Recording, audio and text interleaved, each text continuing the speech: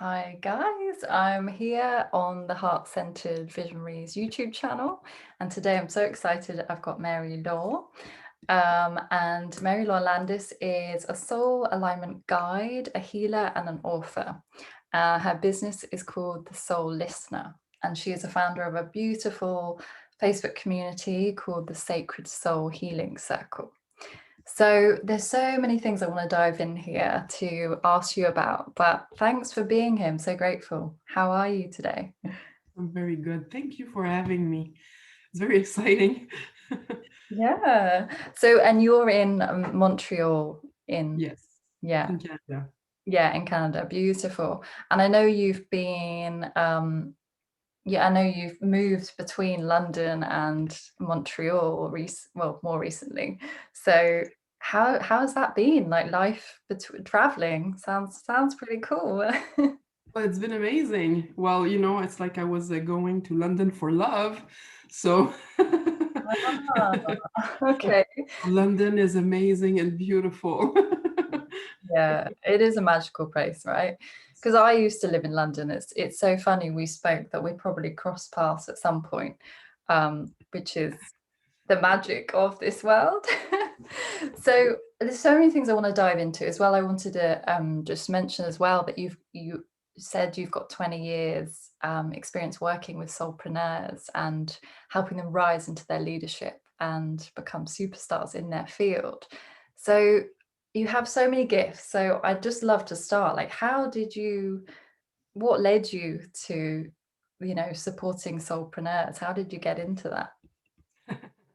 Well, maybe it has to do with my first job, actually, where I worked with teenagers.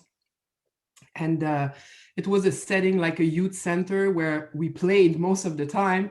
But when a teenager had an idea, I would be somehow, it, I don't know, but I would be the one who would support them, organize, make sure that their idea was realized and get out there. So it's like naturally, it's like I like to get things organized. I'm a lot of woo woo and magical stuff and unicorns, but I like things down to earth and organized. So that's pretty much how I started. And after that, in other jobs, I became mentor. And also I have I have a background in strategies, media and communication strategies, but somehow, it's like my way to organize things helped entrepreneurs. But people, it was specific, like people with ideas or businesses that had a social component, like it had an impact in their communities. If you want to sell toothbrush, great. But if you have a social, like a part of it, I might be interested. You've got to be passionate in what you're selling for sure. Yes, of course. Yeah. So how old were the children that you were supporting? Well, teenagers, so it was between 12 and 17, usually around 15 and 16, they see a little bit more of the world, and they have like very strong opinions also about what's going on, even though we think they're not interested. So there they would have the best ideas, like Mm, literally the best ideas. that's magic. I think that's amazing because at that age you're still learning about yourself, aren't you? And to have a mentor or somebody to support your ideas, that must make such a difference, you know. So I remember at that age in my school, I was still a bit like, I didn't have a lot of confidence, still like trying to find your way in the world. So that must have been a, really magical experience for you. Well, yeah, and I was a teenager that was very quiet myself, and so quiet that when I had my first kid at 16, people were just like, okay, there's something going on with her. Yes, there's something going on. But when you're quiet, it's like, it's not like the kids that make some troubles and you're like, oh, they're seeking for attention. So it was for me, I worked in how do you say that, like underprivileged area of the city, so kids didn't have much chances or were in contact with many things. So of course, I was there like, oh, that's a great idea, let's do something with this. So they felt validated and valued also.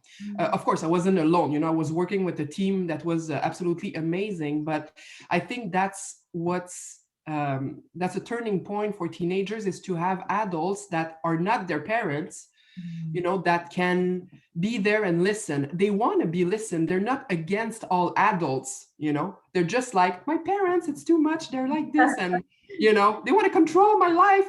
So, they didn't have an emotional attachment to me.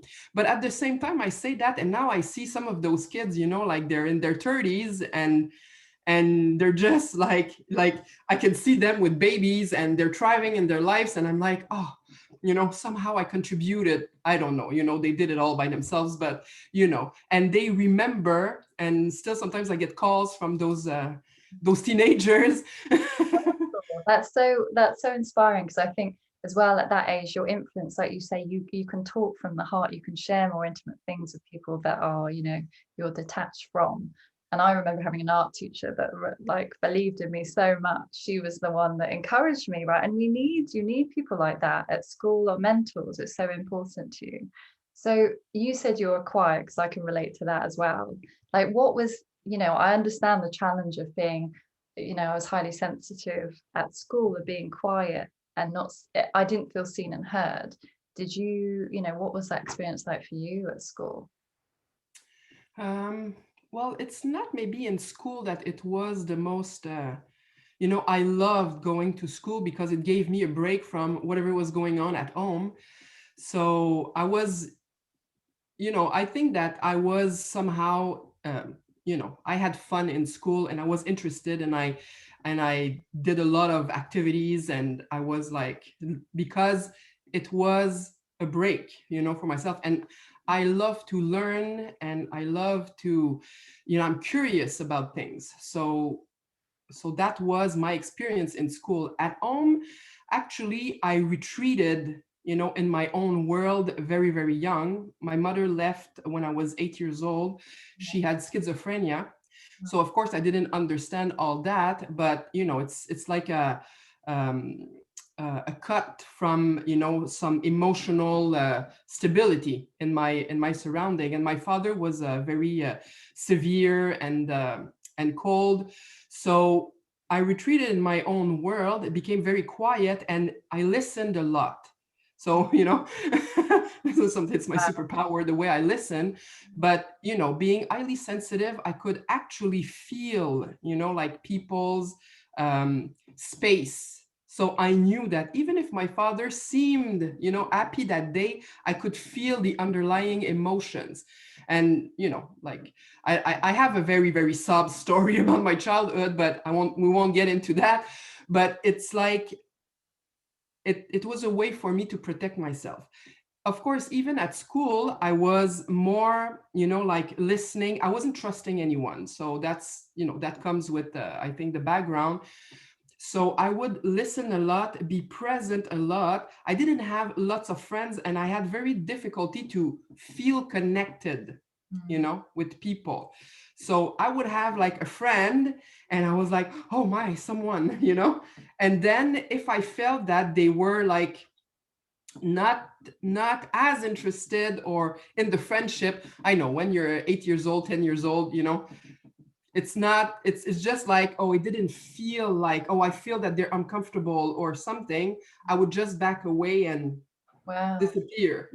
And I did that in a lot of relationships, of course. Wow, but that's such a gift at an early age, isn't it, that you could sense underneath, the surface? Because I see Yeah. that with highly sensitive people, as I think a lot of children don't understand what that is. I was seen as shy, but now I understand I was highly sensitive, but it wasn't understood.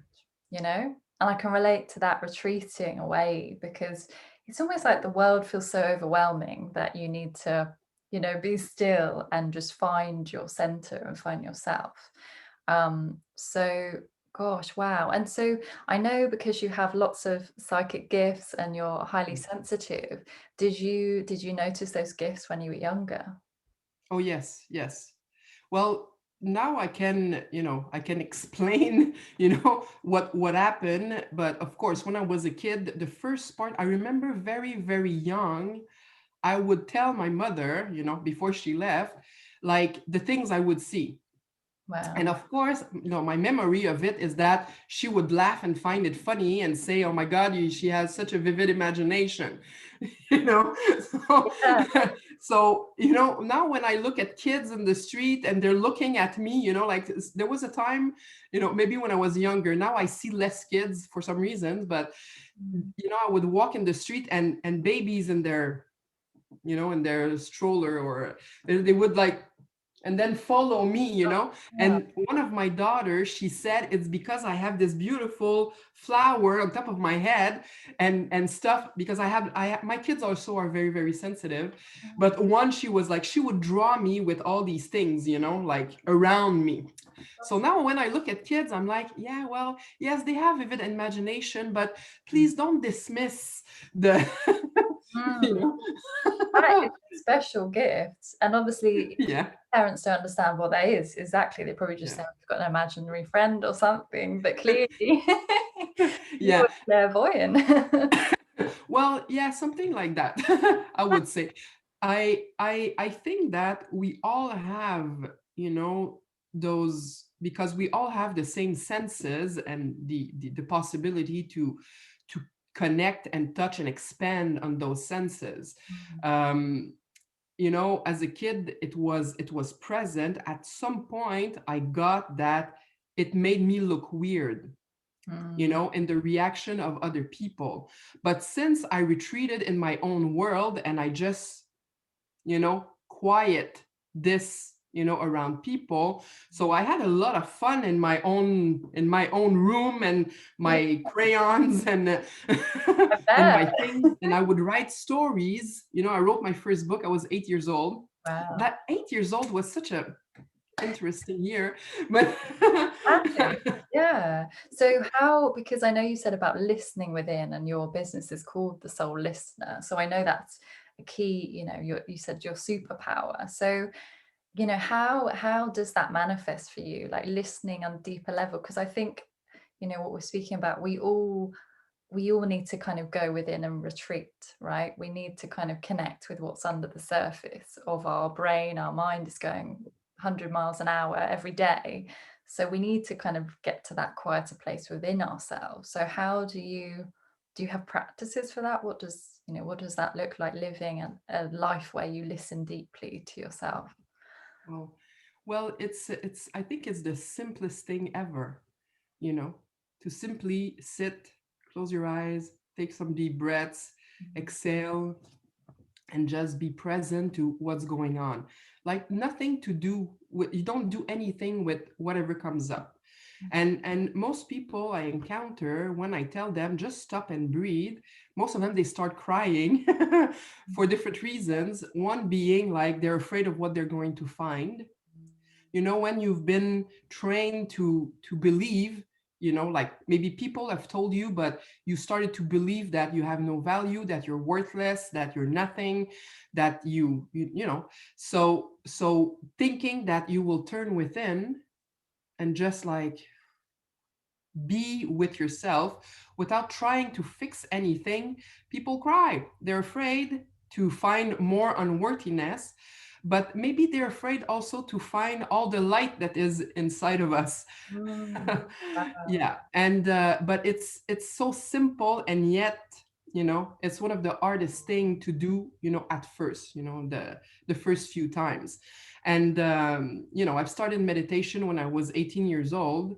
And when someone comes to me and say like, oh, I would like to meditate more and do this, I need this for peace of mind, I said, you don't need meditation, but you just need to just sit with yourself. Start with 1 minute. If it becomes unbearable, stop and then continue, the next day. And at some point, add another minute. And at some point, it's going to be so juicy that you want to just stay there for a longer period.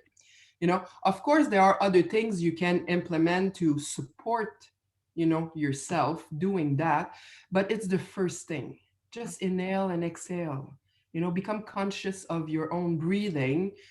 that will just like, it's a shift in awareness. Okay, the mind won't stop because it's his job to think, but you consciously choose to bring your awareness somewhere else in your space. Mm, beautiful. It is. I mean, meditation is life changing. I can say that from when I found it. I think it must have been 4 years ago now, and it has really been that long. People, you've probably got longer experience meditating, but it is just having that discipline, right? That practice, as you said, and it just makes it's made me less reactive to situations, and it's made me more receptive to the world around me and my, my own inner guidance, which is what we need to get back to. So I love that you speak about that. Just, just a minute. I think we have to, like, it's a quick fix and like our mind's going to stop straight away, but it doesn't work like that, does it? It takes time to, Yeah. like you say, listen within and hear that deeper silence. um Yes, and meditation is an active practice. So, when people start, they say, "Oh my God, it's like I feel that, my mind goes crazy." Like it's more intense than it used. Yes, because it's a not a cleansing energy, but it clears mm, things inside. So that's why, like I've been doing it for 30 years, and I like to say to my to my students, like I didn't gain anything from doing it. I'm not less anxious or less stressed in my daily life.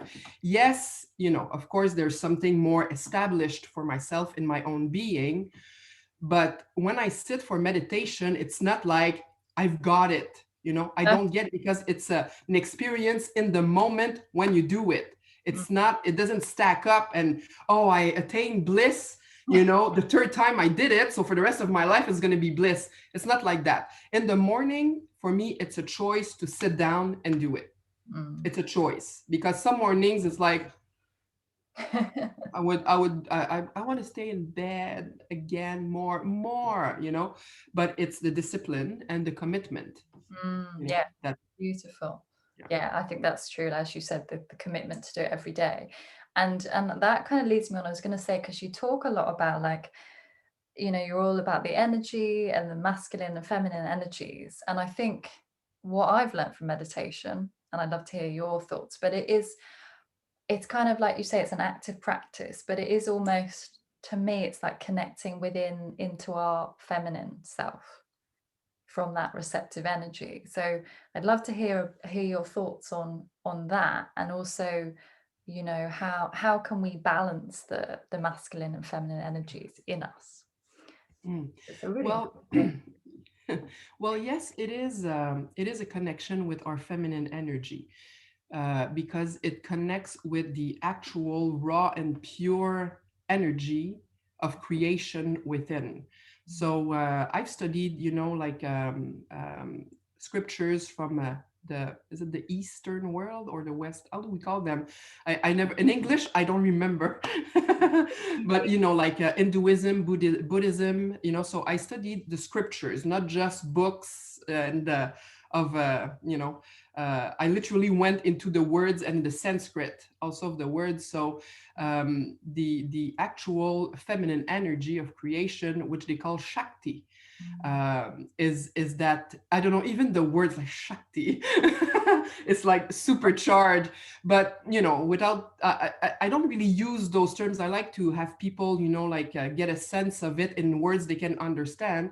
But meditation is like connection to that energy of that is you as Mm, um, the creator of your own life, that comes with the choices you make and the commitments you take and all that. But when you have a commitment and you feel that is truly connected to who you are, mm, it's completely different than an obligation that comes with, oh, it's, I don't know, like I got a job and I have plenty of obligations for my boss. It's like deep pure commitment to your life. So that's that energy of creation, I believe, that we have access to when we just stop and breathe, so you can center yourself and align yourself. In terms of the balance of masculine and feminine, so I'm very picky about words. I talk about balance of feminine and masculine, but actually it's not equal balance. Okay. It's just a balance in the flow of those energies. So we start with the feminine energy connecting with the ideas, the melting pot of ideas and things we want to do and create in our lives. And then the masculine comes and gives a container or a focus so it can be actualized, or realized in reality. We have a lot going on here. I hear a lot of people, oh, someday I'm going to be this, I'm going to do that and all that. And I'm like, okay, let's start the work. Yeah. Yeah. But one of the thing is that I believe truly that it's you go faster actually when you start from within and then you organize. I work with entrepreneurs, so they were like, oh, this is my business plan, so let's start. And I'm like, okay, well, great, let's put it there. I have a few questions about your vision, about how it's connected to you, how it's connected to your passion. How do you see this thing coming along, like in 10 years, or just like so they can project and access that space within. And maybe it looks like you're going slower in the beginning, but when you start running, you run until the finish line. I know a lot of people, they start running with the plan and then they crash in the middle of the run. So because they forgot, to connect it with everything else that they are. So Love that's that. that's a bit Yeah. where I stand. Yeah, it's beautiful. I love that. As you said, the container, I really like that word because I think as well, I don't know if you see this, but I definitely see this with multi-passionate women, entrepreneurs, is they have so many ideas and they're just scattered and they're not actually listening, as you said, to that inner calling. Does it align with your passions? Does it align with your bigger vision? And then they get lost almost in the doing because they think they should. And I've even got into that trap myself. I mean, I'm sure we all have, of trying to do it all at once. And then you're just overwhelmed because you've lost that connection with yourself. So I think it's sometimes, stepping back and listening within, as you said, and realigning yourself with that. So, there's so many things that I deeply resonate with you about your work. So we met in one of these beautiful women communities online. And I was always drawn to your work because you work with the moon cycles as well. And I'm deeply passionate about the moon cycles, obviously being an astrologer. And I find it so helpful to help, ground ourselves, particularly as creative women, we can be a bit scattered. So I'd love to hear more about that. How do you use the moon cycles in your work? Yeah. Well, it's interesting because I feel that I just came out with this, like it's a bit at the beginning of the year or last year. No, last year actually. I was like, I need to bring that out there, like because I've been working with the moon since 1996 or 7. I still think that I have the book, my first moon calendar, Oh, and I work because the moon cycle, I like it because it is a short period. It's like a short container. I would say most people, and I'm like that too. I like to be in January because it's coming, with my resolution or my word for the year, or no resolution but commitments or whatever, my vision for the year. And then by February, all gone. It was a very good idea, and then life happened and all that.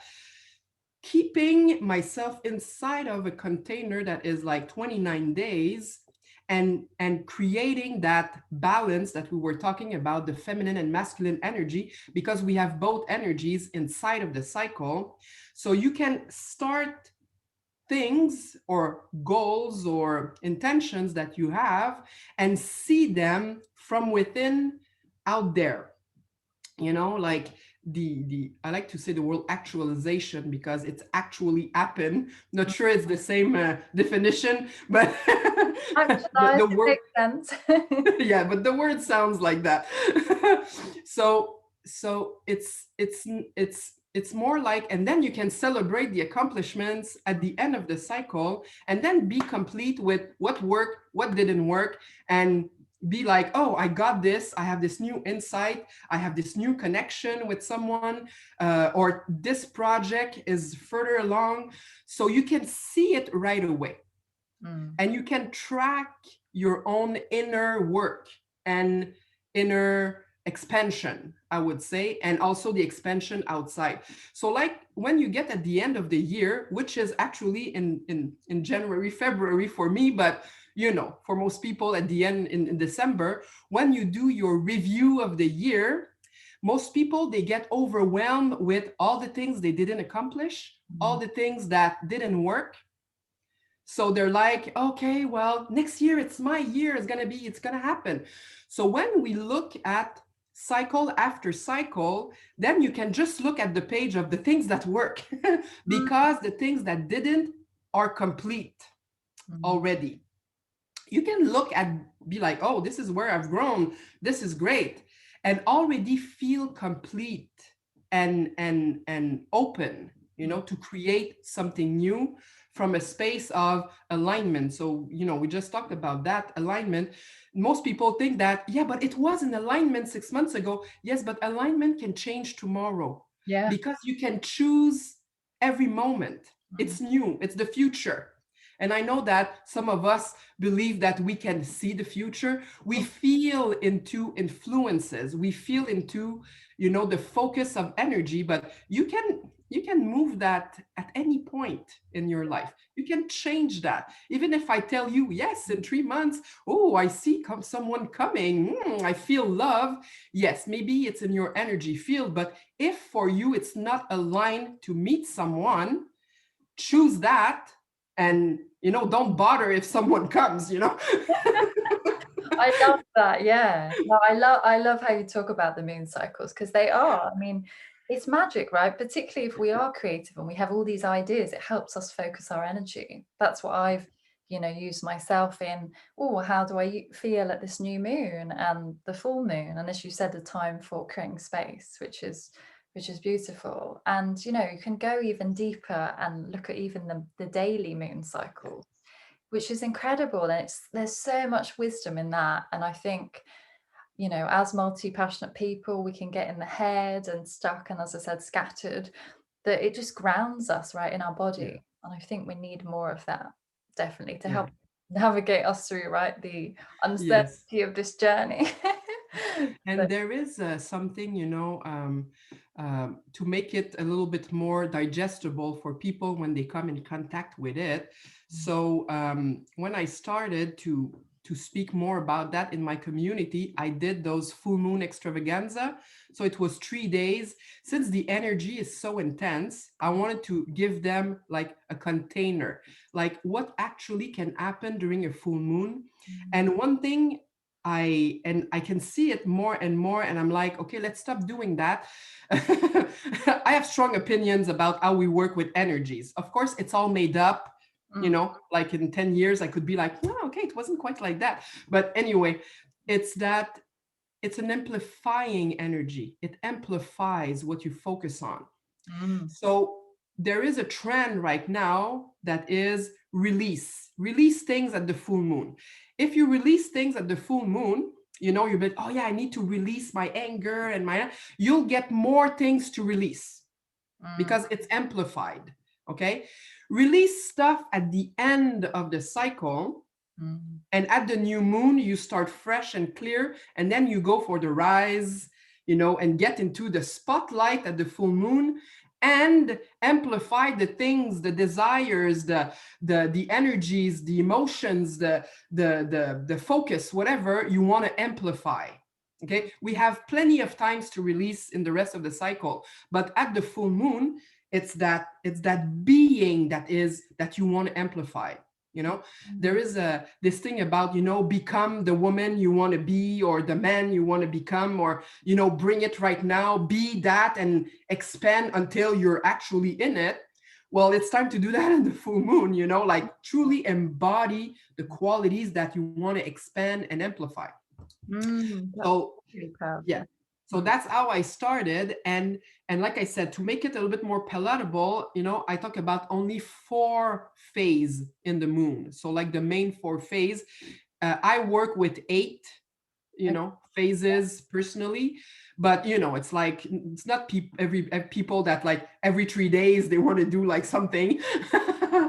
Would be a lot, right? Yeah. But once a week, you create a focus so you can look at what you're creating and see where it is in the cycle and where you are also.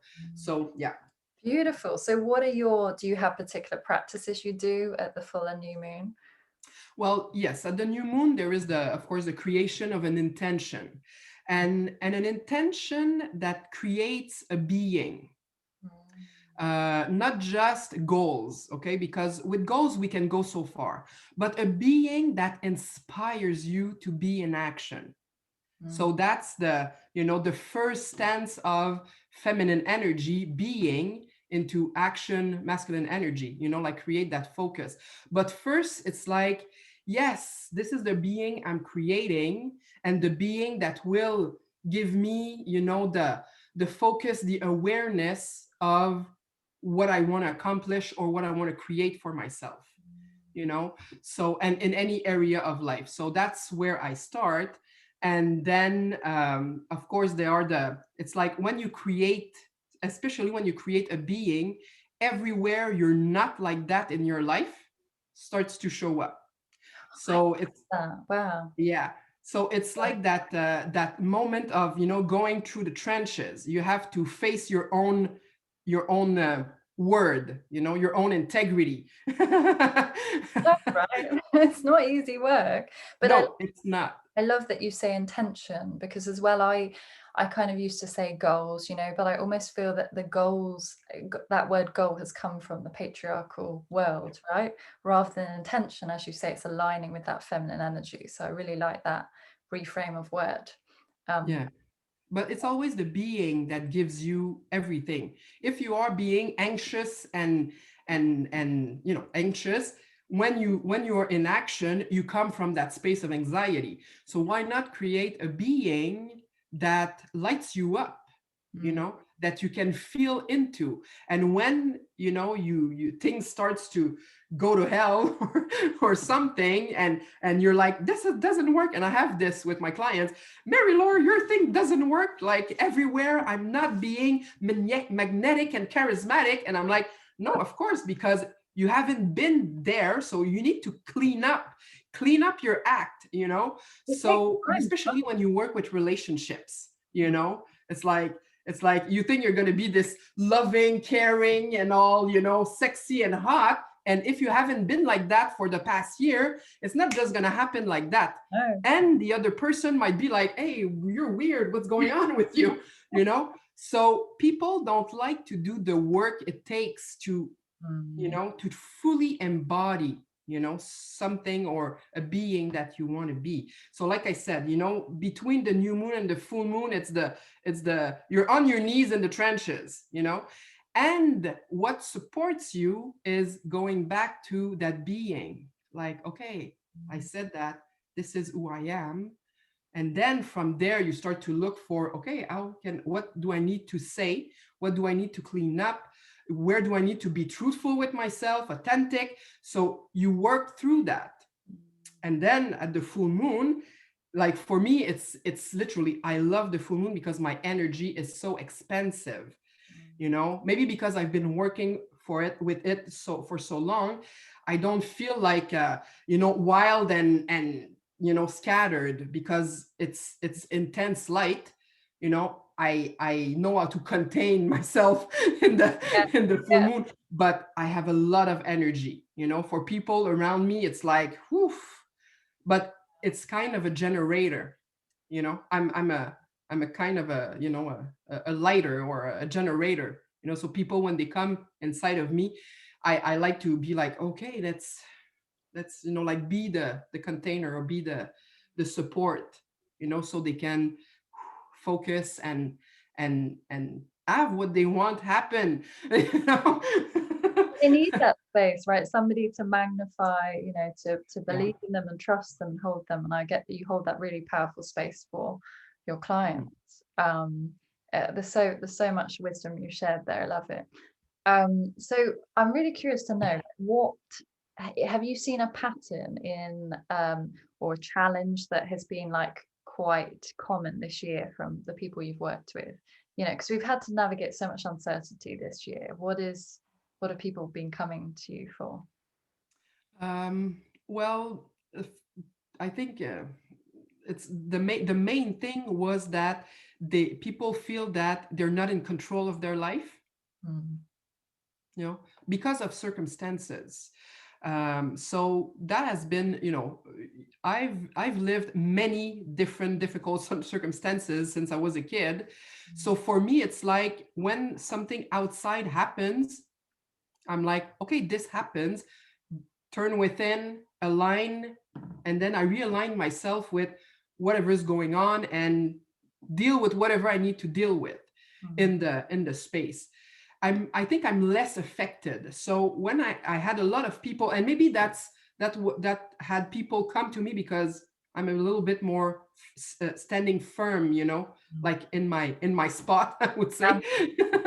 Yeah. Yeah. So that was it. Like people like, oh, I had all this, but it's not gonna work because stores are closed or the economy is down or blah blah blah blah blah. For me, and I have I'm nicer when I'm working with my clients, even though I can be in their face also. I think that my compassionate nature, compensate for, when I say things very straight, but it's always excuses. It's always an excuse. When you start to point a finger out there, whatever it is, someone, a circumstance, or something, you're making up excuses for not being with yourself, not owning, maybe the feelings that come up. And I know it's not easy. Okay, I'm not saying that I know better. I've had my moments also, but it's like when everything goes to hell, turn within and see what's there. Simply acknowledge what's present. You feel that you're not in control, feel into that. And when you feel into that, it's interesting how 10 minutes later you have access to something else inside of you, because you're not resisting. Okay, so people come to me with a lot of resistance to their spouse, resistance to their children, resistance to the economy, resistance to the state of the world, resistance to their neighbors, like resistance to themselves and how they feel, because they think that if they start to feel, everything will collapse. I need to control this because my life will collapse. I had my life crash a few times around me, like literally, like, wow, okay, so it's like nothing will crash if you turn within and align. Okay, it's when you control, when you resist at some point, if you put pressure, the wall will collapse. Right, yeah, that's such wise words, because I think, again, we as humans want to control things because it makes us feel safe. But if we almost surrender to that truth within us, as you said, that's where the awakening comes. I've seen so many of my clients as well, like you were saying earlier, about just breaking down in tears, because if you hold that space for somebody and they are in that stillness, and it's almost like they are seen and heard, they acknowledge how they feel. And that is actually really powerful, as you said. Just accepting how you feel, that's okay. It doesn't mean you're weak or anything.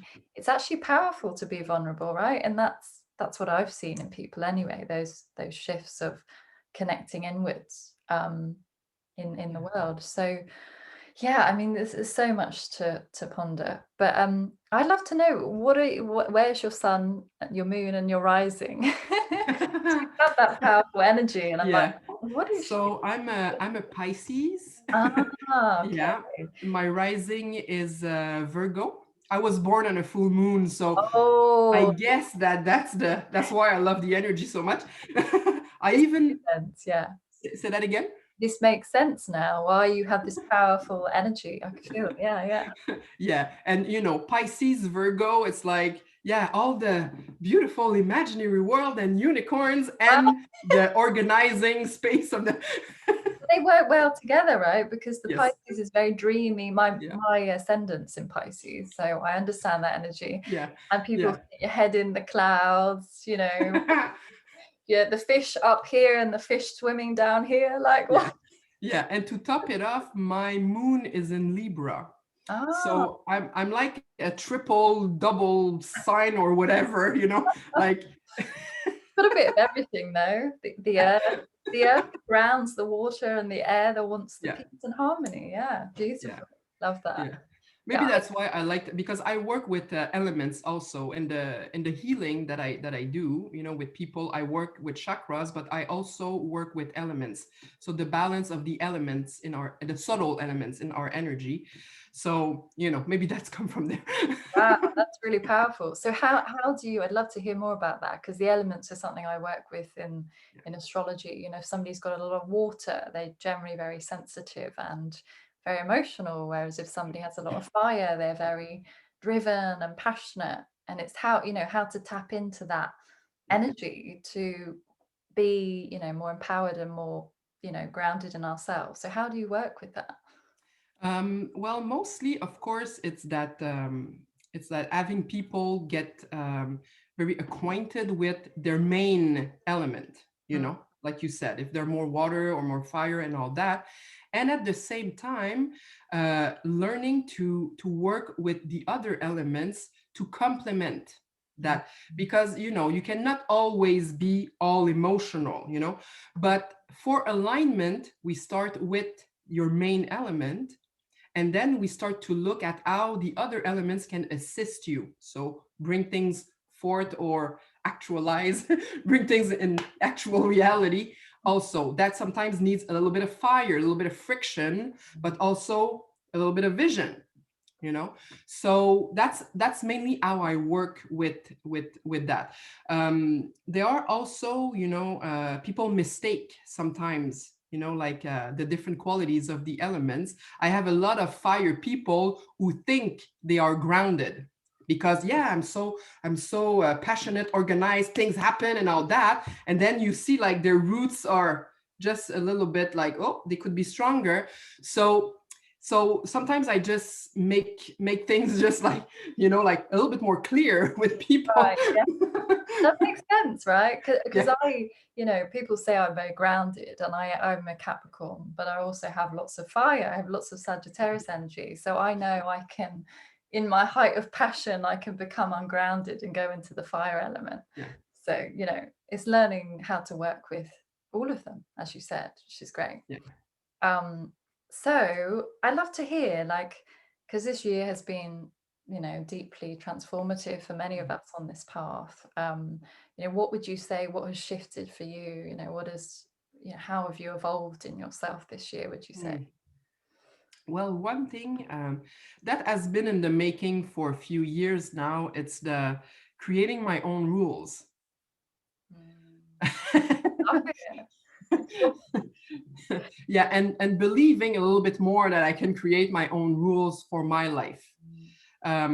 I have a few sayings, but one when I have people like, oh, I should do this, I cannot do that, and I'm always, well, you're an adult. Do you have like a parent or someone, telling you what to do, what to eat, not to eat, and all that? We misplace, like we had our parents, and at some point it's like what we hear and what we read in the magazines, or what we hear on TV, or what people say, or our people around us say that aligns us for the things we do or don't do, or what we believe we can accomplish. So for me, it has been, in the past few years, this like, okay, what are my own rules for my life? You know, I I work with high integrity. Well, that's my aim. There's always something missing, or of course, but I know how to clean it up and restore myself to that. But it's that's one thing. But I can see that I'm less and less impacted by the how I should behave, what I should say, how I should react, or anything. And even, I've been in the spiritual world for 30 years now, And I've seen the transformation, and I've seen things that, people said I was weird when I was young because, I did meditation and yoga. Now everybody has their yoga mat and they're talking Sanskrit, and I'm like, that's great, But also I see things that are, people bring things back into things should be that way. And I try to, like keep myself uh, getting too much into, yeah, but hatha yoga should be done like this. Things evolved, and I always try to keep an open mind for myself, like, okay. And the other thing I say after I don't have any parents to tell me what to do. I love that. it's it's that it's all made up. Whatever we believe, it's all made up. It's always all made up. Oh, there are 11 laws in the universe. Okay, great. If that comforts you in living this life, keep it. But it's all made up. Love that. It's always all made up. Someone said, oh, okay, this is a law of a universe. I know that there are science and you can, but even that, it's all made up, because in the end, when you are on your deathbed, it doesn't matter if there were 11 laws of it's how did you live your life? And are you complete with that? Wow. That's I it. love that. You say create your own rules, because that's so liberating. And sometimes we just need to give ourselves permission to do that, right? Like so often with women, I just say, well, this is your gift. And then they say after, oh, I really feel you've given me permission to do that. It's like, yeah, you can do that yourself. But I love that you're saying that, because it's choice, isn't it? Whatever you can create anything you want. And that reminds me of something like we are the actor of our life. So what are you going to create? That's when the magic happens. Yes. Yes. So, and align with take the actions, but Mm. one step at a time is what we need to be doing. So what's like, I'd love to hear what is next for you. Like, what are you creating? What are you birthing for next year? Do you have a vision? Yes, yes, yes. So, well, it's coming. So there's two things actually that I'm aiming for, or focusing my energy on for next year. First, I'm writing a book right now. It could have been out by now. Gave Get to myself it some then. space. Yeah, Okay. I gave myself some space in the process also, because it's a book about a very intense healing experience that I had. I went through breast cancer. Well, actually, I didn't go through breast cancer. There was a tumor in one of my breasts. They removed it. That's it. Then you go through treatments for cancer. It's interesting. Yeah, it's funny that I laugh so much about it. I'm very complete about that. So, but it's there's something about how I viewed my body and my life, and that was an expression of it. Some of the traumas of my childhood and teenage years, like I avoided, dealing with them, or I thought I did somehow, but some things were a little bit deeper, and it was scary because when they came up in my face, I was like, oh my, I wouldn't be able to deal with that before. So it came at the right time. Wow. So there's a book about that we're almost done. My editor is like on the last few tweaking of it. That must have been very So, cathartic, I imagine, to oh, write that as well, yeah, there's a lot that was written while I was going through the treatments, and my view of, how I interacted with other people, how people interacted with me, how I created partnership with the professionals, the medical professionals, and also my holistic health professionals. I create for myself a whole team. Relationships with my kids also was, I have an amazing relationship with my kids, but it deepened the link, the connection a lot. So there is that sharing of my experience also, so how I felt, so people can understand maybe a little bit more, when we go through something that physically is intense, the pain and the exhaustion and all that. But also, I bring a few, of course, it's part of my nature, but, like a few teachings in there about, self, about the soul, about emotions and relationships and all that, and also creativity, because I came out finally as an artist during that period, because I was quiet, like I would have been a great artist, I think, but at some point I choose writing. It's both my passion. So so our creativity or our drawing gave me an access to deeper parts of myself. So I talk about that also in there. So let's say that end of January or something, the book is coming out. Cool. Wow, that sounds like a very inspiring read, as you said, to help other people through Yeah. your journey, your healing journey. Yeah.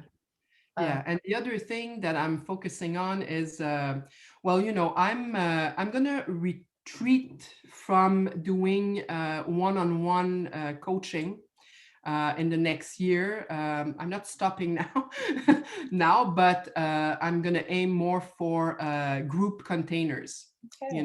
Like a mastermind. Uh, uh, it's so for many reasons, but the energy now is a little bit more intense, a little bit more, there's a lot of friction, and you can feel it, in the in what's going on in the world. So I really feel that there's like a space for that container where we can support each other, like, so the dimension of community. So that's where I'm aiming my coaching, I guess, for my work for next year. And I have a few, self-study courses that people can take in their own time and all that. But for live things, it's going to be group courses. Beautiful. I think people need that support as well. And community seems Yeah. to be a big thing that we really need more of. So just lastly, thank you so much for sharing all your wisdom. It's been so fun to chat. If people want to work with you, how's it best that they find you? Well, they can find me on my Facebook page, The Soul Listener. So that's pretty easy. So you see my face there, and there you can send me a message or something there. If you want, I offer like a 30 minutes soul alignment strategy call, so we can book that. It's really a time where I listen, so you can really experience that listening where you can you know hear yourself and give yourself permission to just be. One thing people, I think, they get when they are in my space is that there's no judgment. Like literally no judgment. You can tell me anything, and maybe because I'm a stranger for most of them, they feel that they can talk to me because I have no preconceived notion of who you are. I know the human art. I know our own humanity. I faced mine. I can own my own bullshit. So it's like whatever you say. So that time, and we work a little bit. Like I do a little bit of work and coaching because I want to know how people also you know um, play with the teachings or concepts, or so I know if I would want to work with that person. Yeah. It's got to be It's a right. Yeah. yeah, it's a two side, but go on my page, on the Facebook page, The Soul Listener, and from there, you can even join my women's group, my community, and send me a message. And it's Yeah. like, I don't have like someone who will answer pretending being me. I like to connect personally with people who contact me. Love it. Yeah. And Marie-Laure's Facebook group is a beautiful space if you want to connect with other soulful women. So I'll leave all the links to your work and to the 30-minute session they can book with you. But thank you so much for sharing your wisdom. It's been a real joy to connect with you and share everything we've spoken about. So thank you. Thank you so much. I had so much fun. So did I. It's amazing. We could go on for hours, I imagine. Yes. Well, thank you, Marie-Laure. Take care.